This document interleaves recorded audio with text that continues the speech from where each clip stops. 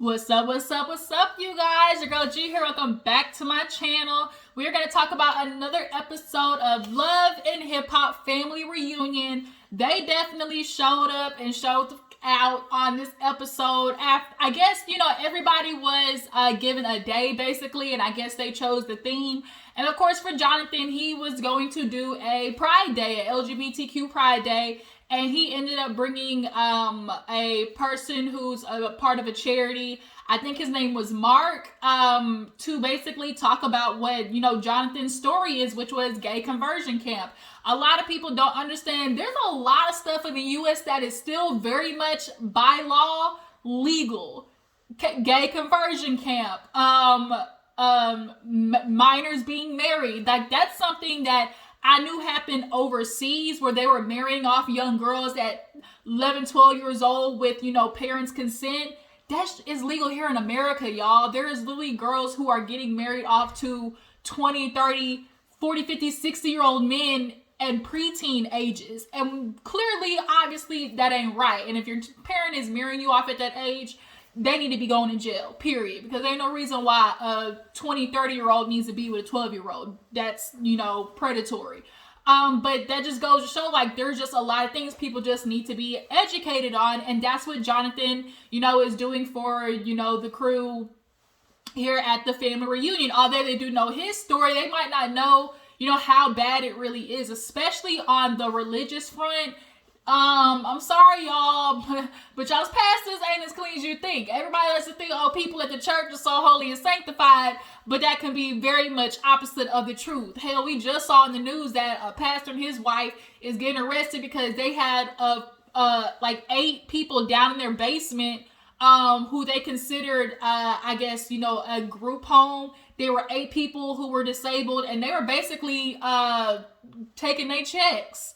And that police, when they got there, realized that their basement was deadbolted. And they said they're talking about, they're free to come as they go. Well, if they're free to come as they go, why is your basement deadbolted? That doesn't seem free to me.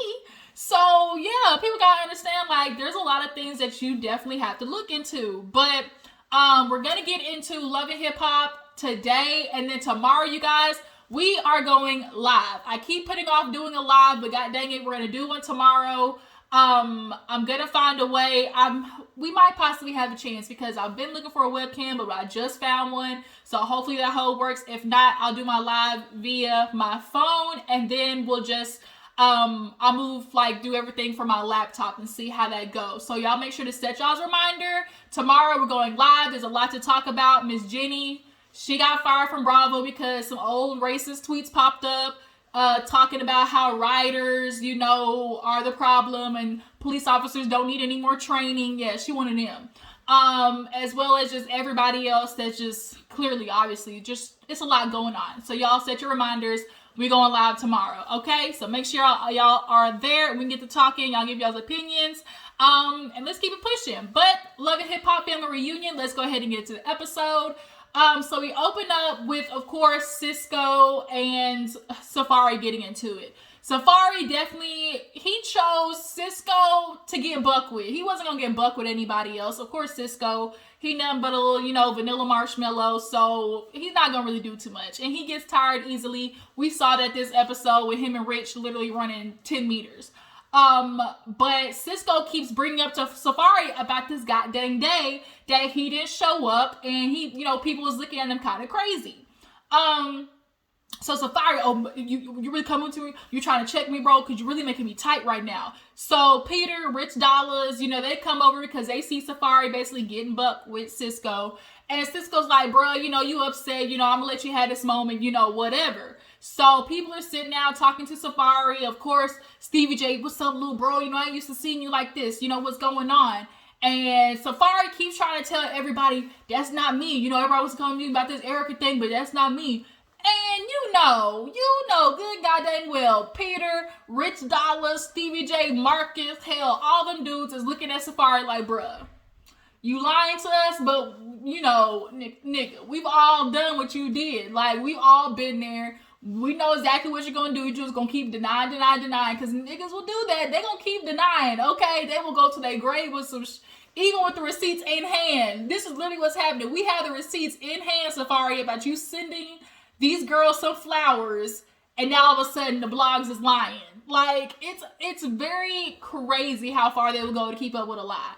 But Safari at this point is still trying to play like, oh, I'm the victim here. So Erica, everybody's basically going to bed. Cisco, Rich Dollars tells Cisco he needs the backup, like, of all nights to choose. You choose this one to try to confront Safari. So Cisco's horrible at timing. The whole episode or this whole season, he's literally picking all the wrong moments to try and talk to people. Cisco still needs to talk to Sin Santana, which he does later on in the episode. But as Amina is going to bed, she was like, oh, you know, Peter on the drums, guess what? You still got it. And so he was kind of like, oh. And I feel like Amina, even though she might not want Peter, she still likes the fact that he possibly is still attracted to her or still wants to hook up with her. Like, I think it's just like, it's like a feeling of like ego boost. Like, oh yeah, I really don't want this nigga, but like, he's still gonna be into me. If I called him tonight, he's still gonna come over here type situation.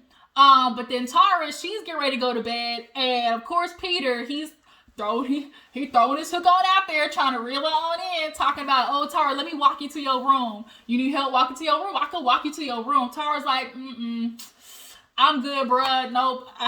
I don't need those problems anymore. Here's a question for you guys. Drop down in the comments. Between Tara and Amina, who do you think is most likely to backtrack and give up the coochie to Peter? Who do you guys think is most likely to give it back up to Peter even after all this madness has been done? And as much as Tara puts up a front, as much as she really does, why do I low-key feel like it would be Tara before Amina? Like, it's something about, and I think Peter really, like, he still got love for Tara that's way different than Amina. And he definitely might not be effing with her, especially after what happened this episode, because she blew up all his spot. But yeah, so the next day we see like this little scene where Safari, Marcus, and who else was it? Safari, Marcus, and Peter, they were at the gym. And for some reason, Marcus has become, Dr. Black. He's the one giving all the niggas advice on like how they should treat a woman, And it's just kind of real ironic because it's like, weren't you just cheating on Brooke? And especially while she was pregnant, like you were just, come on, bruh. But nonetheless, Safari, here he is still telling Marcus, oh, it wasn't me. He was acting real shaggy. It wasn't me. I can't stand like with females, they'll come up with something in their head. And then, in their head, as men, it feel like we just got to pacify it, just so we can get over it, even if we didn't do it. And he's like, I didn't send that girl. And so Marcus was like, oh, I know that you sent the girl flowers, bro. Like, that don't look good. As me, he's like, Erica, you're not going to get nowhere with her until you take accountability for your actions. Like, she feels the type of way, and emotionally, you got to be there for her. And as long as you do that, like, she's going to erupt. She's going to keep having these blows with you because you keep, like, paying her feelings dust. And Safari's like, oh, so basically you want me to admit to something, that I ain't do. And he was like, bruh, like, you sent the flowers. Man, that's just blog shit. They lying. That wasn't me. And you could tell Marcus is looking at him like, nigga. Like the Kevin Hart emoji, like, or nigga. Like, this me you talking to, like, bruh, I know what you did. So now Safari basically wants to play like, but no, before that, he low-key snitched on himself in the confessional because he keeps going back to this, well, me and Erica were divorced, we wasn't even together, so if I want to do something, be out here in the streets, she could do the same. So because this is what your justification is right here in this confessional, that's how it's very obvious and apparent how you were feeling when you sent that shot over to that girl. You sent the shot over to that girl, you went before you were on the way out. As you were saying, you said on the way out, I wanted to say she sent you a shot, and then on the way out, you went over there to thank her, which means I'm on the way out to the crib, and I'm trying to see if Shawty gonna come with me. That's what that was. Come on now. Like, we know how this works, Safari. So, when he was in his confessional talking about, oh, we divorced right now, we're going through a divorce, I can do whatever I want, she can too. So it's like, okay, we know what you're thinking. Like, just sit there and say that. Just sit there and say, well, we weren't, in a good spot. We weren't together. We decided we were going to break up. So, I decided to be out here. That's a lot better than you sitting here steady lying to people's faces when we have the proof. Like, that's one of the things that annoys me the most is what people do is, like, playing on my intelligence, because it's like, I know what you did. Like, you're not going to play me. So he goes in the confession now talking about, well, you know what, I guess I should say sorry. I hurt her feelings. I did it. Yeah, so what? I sent the girl a shot. I sent the girl flowers. And it's kind of like he basically was trying to play into Marcus saying like, oh, basically apologize anyway, even if you didn't do it to help the girl heal. So Safari, I guess, calls himself, just apologizing to, help Erica feel better. And so he's playing about it, but he really knows, like, even though he's just being like, oh, yeah, I sent the flowers, I guess I apologize. Like, you really know you did it. So that's like his way of trying to joke it off. And, oh, I really didn't do it, but I didn't really do it. Like, he's doing one of those things. And that's so effing annoying, because now it's like, we see what you're doing to Erica behind closed doors. Like, we're not saying that Erica doesn't have the ability to fly off the fucking handle. We're not saying that, for sure. Erica is a couple screws loose, but that's what you wanted. You wanted you a little crazy Latin broad in your life, and that's what you got, okay? But you got kids with her. You stuck with her for life. For life. That's why you gotta watch and be careful who you have babies with, okay? So we see this little scene where Rich Dollars and Cisco trying to run. Rich has been on this healthy, with his, after he had like the little health scare or something like that. But nonetheless, he's talking to Cisco and was like, bro, come on now, with Safari, like, was that really necessary? And Cisco, in this moment, I kind of felt Cisco in the aspect of, you know what? It wasn't that you didn't show up. It's the fact that you told me you were going to and you didn't, and now here I am stuck looking a fool in front of people. It's the principle. And that, I get it, because I'm that type of person. I am a principled person. Like, I'm such an easy and understanding person that it's just like, just tell me. Like, I am too understanding to the point, like, I low-key get pissed off and I'm offended that it's like, damn, like, you could have just said that in the first place. But I get what Cisco means by saying, like, bro, don't tell me you're coming and you're not. Like, that's the principle of it, that he's upset. But that was so many years ago. Like, don't blow it up into something more. So Rich is like, yeah, talk to Safari another time, but you got bigger fish to fry, because you got to sit down and have this talk with Sin after you pull with her. And Cisco, I'm gonna get in your ass when we get to that topic, because you definitely would try to backpedal and pop out your way out of that one. So we have the LGBTQ day, and everybody's showing up. Mimi, everybody looks good. And Jonathan gets on stage to explain, what he went through. He was sent away to gay conversion camp. His mama sent him away.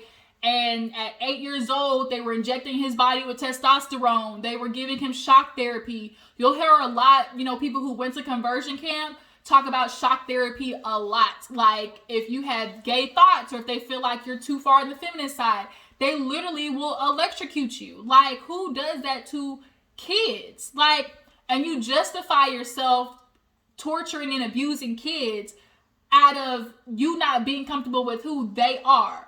Like, you might not agree with somebody's lifestyle, but you are not entitled to control their lifestyle, which is why we are having this huge debate now, with the abortion laws. How dare you feel like you are entitled to my body and my life? You're now making me have a baby because you feel like, oh, that's against your religious views? Last time I checked, my sins don't determine whether you get to heaven or hell or not. Like, when you go up there to the pearly gates, like, God's gonna be looking at you, not me. Like, so it's just this weird entitlement over people's lives, and you feel okay abusing them because you don't feel comfortable. Like, that's actually quite shitty.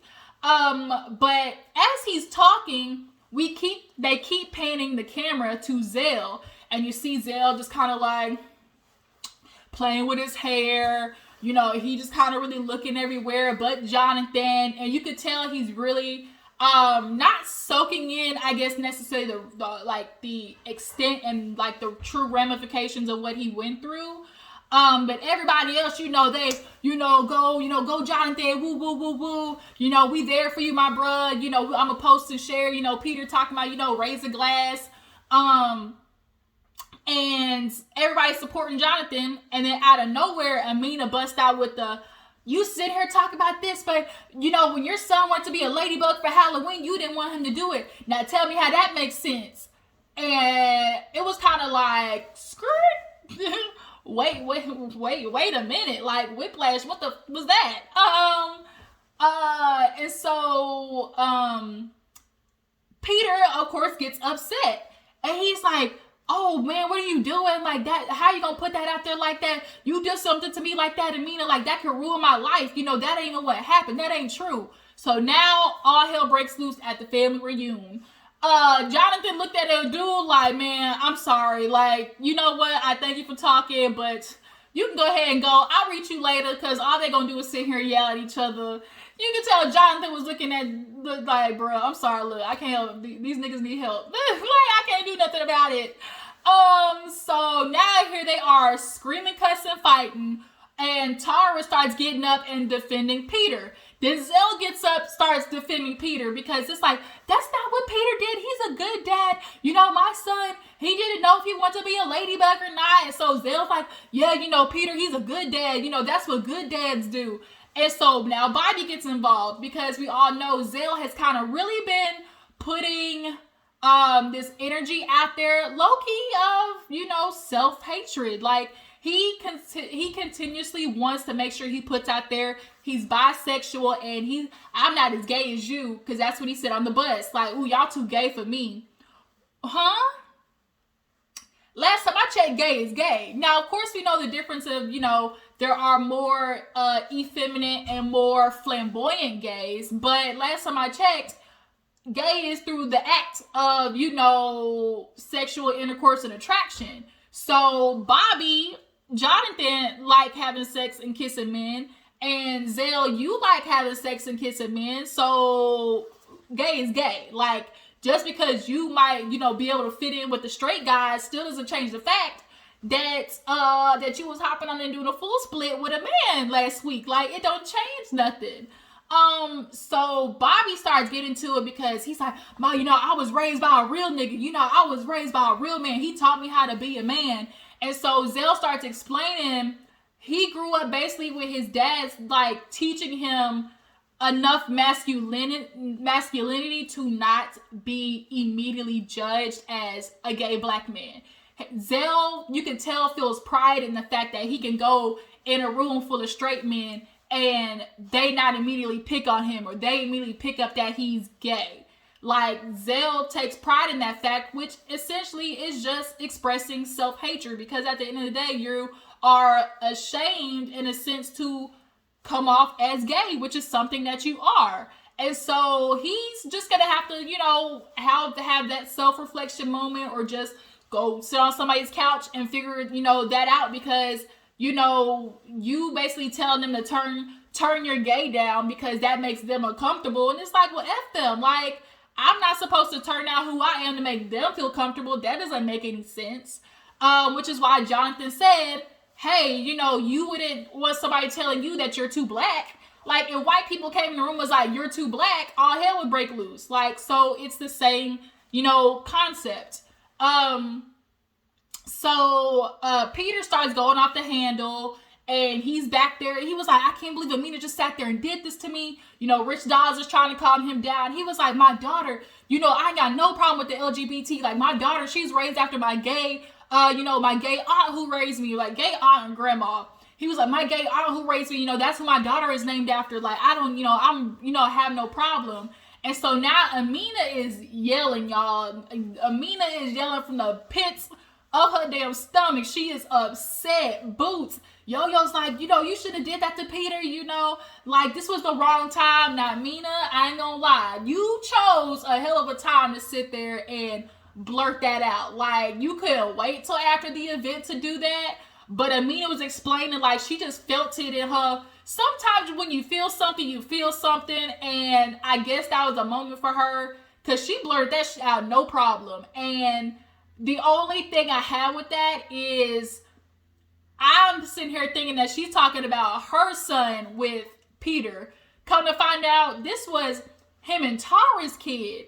So it's like, Amina, you might not have done, like, it might not have been your place to sit there and talk about somebody else's kid. Like, and it just wasn't the place or time, one. And two, to talk about somebody else's kid. Like, maybe that should have been a conversation for you, Tara, and Peter in another scene. That's all I'm going to say. So, Zell and Bobby yell at each other.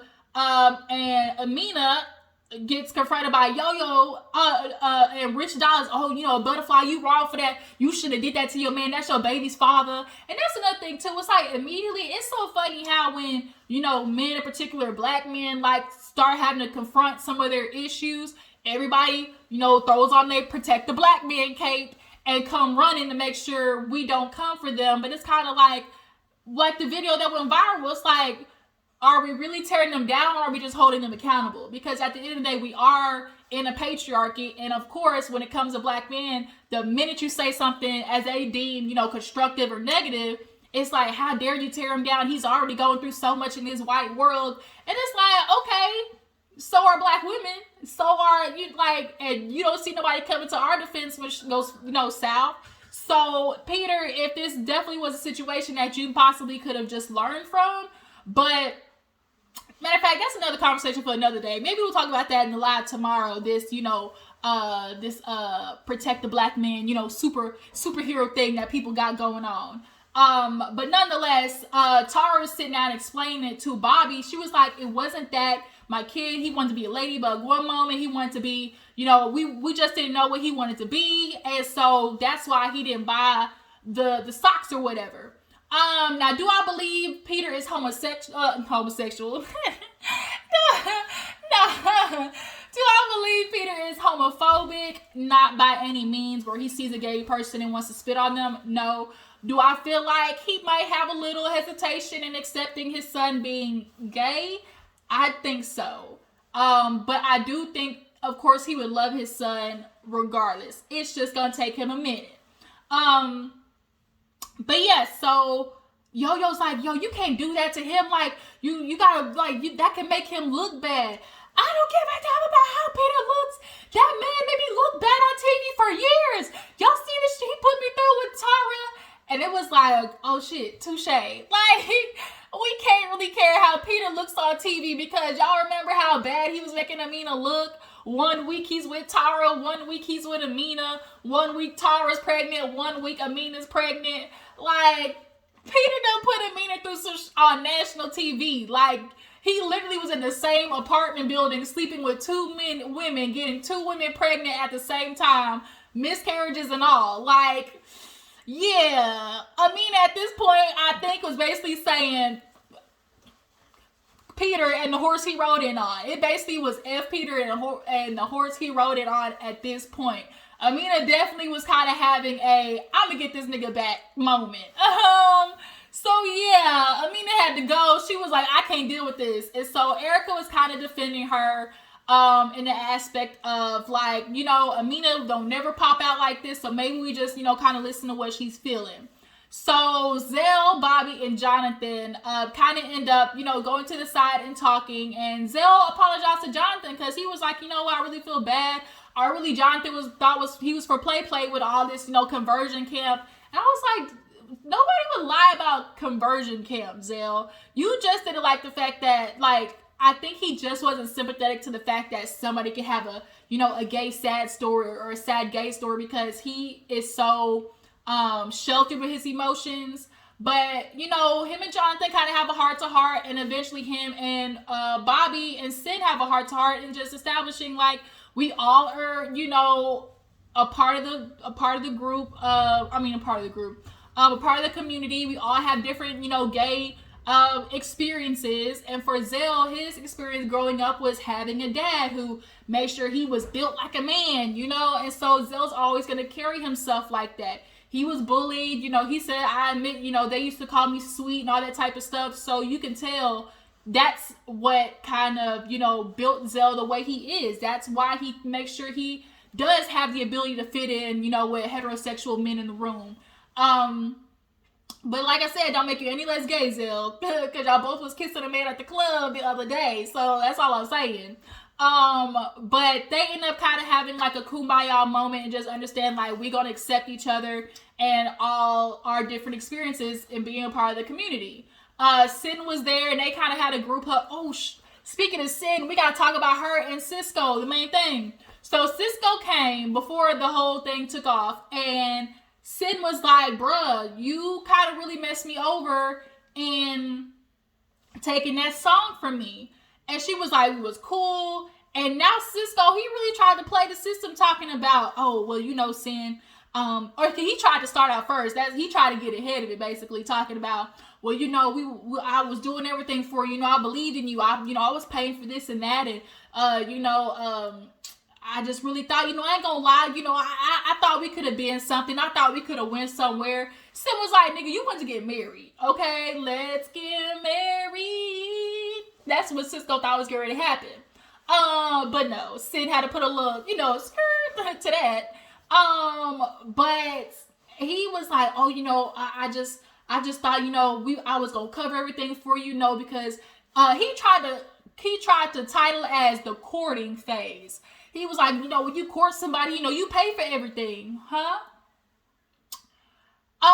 You came to Sin as a person who you said, I believe in you, I'm gonna do this for you. And that's what Sin was like, no, you came to me and was like, you know, I want to help you out. You believed in me. You was feeding me all a dream, which is what Rich Dollars, that's what Creep Squad was all doing in New York. We saw how they were doing it. Even DJ Self was doing the same thing with Mariah Lynn. Going to the women and feeding them this dream of like, ooh, girl, I can give you the world. I can help you with your career. Then they get in the studio and then 2 days later, you want to hit her up talking about, you know, give me that coochie on a platter. And then when they don't, then all of a sudden it's like, you know, skirt, cut the studio time, we out. And it's kind of like, oh, okay. So pretty much, and we hear this all the time from females in the industry. If I ain't giving it up, niggas start feeling salty, or they want to get girls in the game and they want to trade, oh, you know, I'm going to help you with your career to sleep with them. And that's just not how that works. Like, I ain't going to slut myself out for a track. And that's what Cisco thought Sin was going to do. And when she didn't do it, he took the masters, he took the song and everything. And it was for her brother who committed suicide. So you can imagine, she's like, that almost took me out of music it took me out of music. Like, I feel like I did want to go after my career. Like, I couldn't do it because how could I have a friend who felt okay basically being like, well, because I didn't want to go out with you, you're taking my music. And Cisco really tried to like turn it around and be like, well, can't you understand how you see I could be a little bit misconstrued, you know, because you was playing into it. You know, you was texting me. He was like, oh, Sin clearly don't remember, but she was texting me, inviting me out places. Okay, and she texted you, invited you out to the club. I'm sure with a group of people. It wasn't just one-on-one. But if Cisco showed anything this season on Family Reunion, is that nigga can make us some stuff in his head. Because he saw Sin and Booby and immediately thought it was about him, talking about why you rubbing Booby in my face. Bruh, I ain't talked to you in 6 years. What I gotta rub another dude in your face for? So you could definitely tell Cisco probably saw Sin being nice to him and immediately took it as, oh, I got an opportunity. Oh, since I'm doing this for her, I'm definitely sure I might be able to slide on in there to home base. And then when Sin Santana said, psych, cut the cameras, dead ass, he got upset. And a lot of dudes do that in the industry. They feel like, oh, I'm going to help this girl. She going to feel it, she going to feel like, I got to give it up to him. And when Sin was like, I just want to be friends, but you say he just a friend. but you say he just a friend. Cisco did not like that. And I'm glad Sin held him to it. Like, Cisco tried to sit there and make me feel like I'm the wrong, that I lead him, that I was the one who led him on. You know, I'm not going to accept that. Like, you know what you did. And after a while, Sin started crying, and Cisco sort of kind of about the way was like, well, you know, I feel sorry because, you know, I took things a different way, and, you know, I maybe misconstrued, things were misconstrued. No. And wasn't nothing misconstrued, Cisco. You decided that you were going to do something for this girl, and like Sin said, like, okay, if that was the truth, you know, oh, you were covering things for me, and then all of a sudden you send me this invoice, because he told Jonathan, he's like, well, you know, even though we weren't continuing, now I gotta send you this invoice. Huh? You basically, like, prove Sin's point. Why are you sending me an invoice coincidentally after I deny you entryway to my glory? Like, because I closed my legs to you, now all of a sudden you sending me an invoice? And that's why Sin was like, oh, right, so had I gave you some, was I gonna get that invoice? Was I Cisco? And he just sat there and kind of paused. Yeah, nigga, that's what I thought. So, Cisco, you not slick. We all know how this worked. Sin ended up forgiving him, though, because we can definitely tell Cisco this season is going through a lot. He definitely is going through a kind of midlife, quarter-life crisis, saying that he ain't got his kids and all types of stuff. So, he need help, all right? He need help big time. But, yeah, that was the episode of Family Reunion. It was nice. Next week, oh, y'all, I'm forgetting all types of scenes. Stevie J and Mimi. Stevie J basically called himself apologizing to Mimi and saying he's gonna do better. I promise I'm gonna be there for my daughter. You know me, I ain't seen Eva in a minute. Yeah, we know how this goes, Stevie. I ain't seen Eva in a minute, and I said I'm gonna do better, you know, with, you know, being around her. And Stevie, I think there is also sometimes a point in a lot of men's life where they avoid their children out of, you know, shame for themselves, shame the way that they're acting, as much as they want a relationship with their kids. When you are with your kids, you can't put up a facade. You can't sit there and lie to them. You can't, that's kind of the one moment that you can't run from who you are. When you see that woman or that woman that you've been messing with, you're going to feed her lies all day. But you can't feed that to your kids, right? And so when you look at an 11-year-old girl, like, how do you tell her, or just like basically kind of, like, you got to kind of be at, it's almost like a I don't know, like a kind of epiphany moment when you see your kids and kind of like how much you're lacking. And I think that's what he runs from, especially with seeing Eva. And Mimi sitting there like, yeah, Stevie J, I don't want promises. I done heard these promises before. I done been with you nigga for 12 years, messing with Jocelyn, the whole thing. You know, Stevie called himself, you know, feeling bad that how he messed up messing with Mimi and Jocelyn on national TV. He want to do better. But the truth is, Stevie, we see how you move with Faith. You already trying to file for spousal support from Faith Evans, get her money, and clearly you don't deserve it. But go be with your kid. Like, if you want to be with your kid, a lot of dudes, oh, I want to be there. If you want to be with your kid, you'll be with your kid. Period. End of story. So, Stevie, stop talking and do it. That's what Mimi wants. We see how Savannah's acting without a father in her life. Mimi, hopefully Eva don't turn out the same way. But that's it, you guys. We're going to be live tomorrow, so y'all be there. Make sure to follow me on Instagram and Twitter, and I will see you later. Deuces.